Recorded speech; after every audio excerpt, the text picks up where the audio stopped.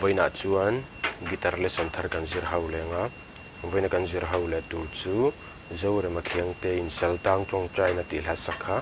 guitar a perda kan zir hawanga hela hi original nen karon play milna chuan kepo hi 6 fret a karon vuadona C hen karon sei le maianga kepo nei lo tan po khan C top hian in lo play mai don nia C kan langa aniama G asanga F minor A minor D minor chuan E minor chuan F minor hi tule kan mangtel theyo te kan stramang down down down up le down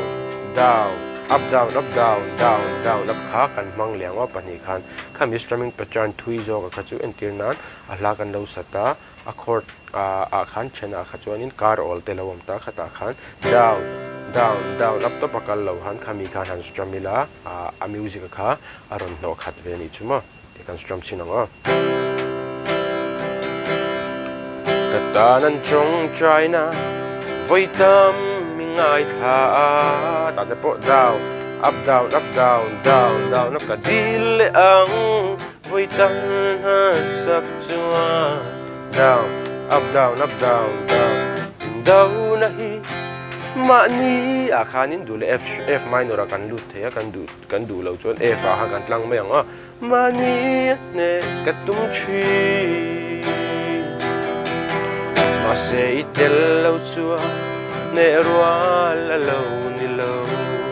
down up down up down down down up ti khan khami strumming pattern pahni kha kan mang ko pang o la nen karam play milanga hela po hi oluk de ni lo ngai thale don nya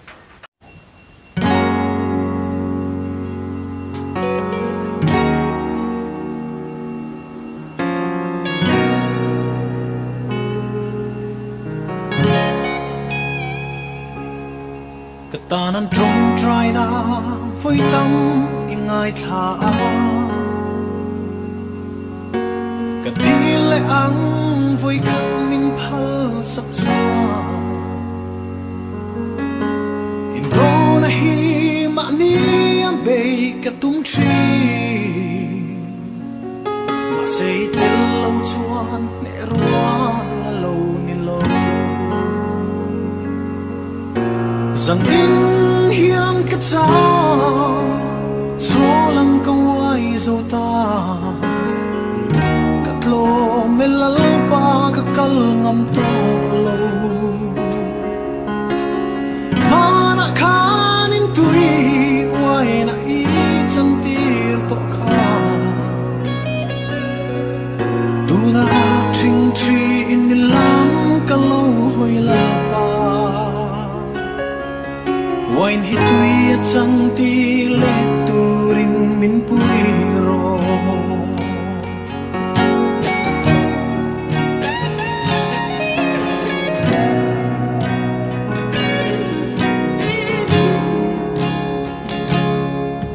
Kam mangai te chu voi lang ka liam to a Kai don na ko tlanga ka suai thing chi Tanan huam ma se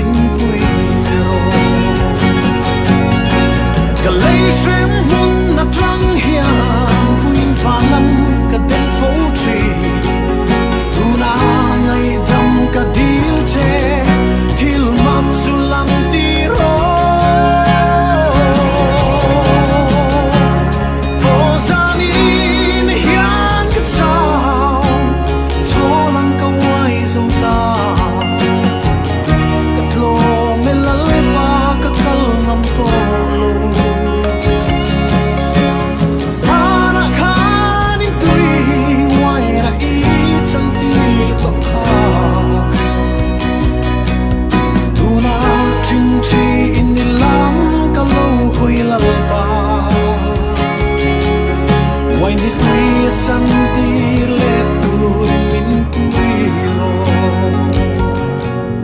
mỗi đi tuổi chẳng đi lệ tuổi mình quy